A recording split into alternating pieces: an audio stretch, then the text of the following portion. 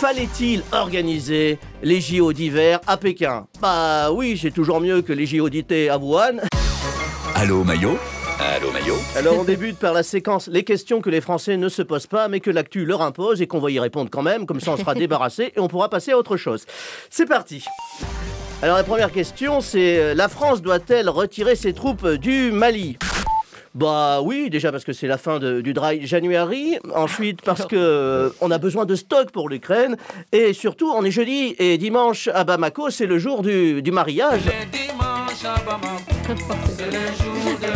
Ah ouais, j'ai pas dit que ça allait être intelligent. Ah, une belle géopolitique. Alors j'ai lu que le pic de la 5e vague est passé. Qu'est-ce que cela signifie? Eh bien cela signifie qu'on arrive au début de celui de la 6e et qu'on va encore nous beurrer les synapses pendant 2 semaines avec des sous-variants de variants, des experts en expertise, des toubibs maquillés qui passent à la télé au lieu de soigner des gens dans leur cabinet et des chiffres imbitables de schémas débiles.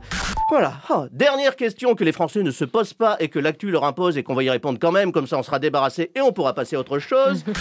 Fallait-il organiser les JO d'hiver à Pékin? Bah oui, c'est toujours mieux que les JO d'été à Wuhan. Et puis vu la situation épidémique, c'est mieux chez eux que chez nous.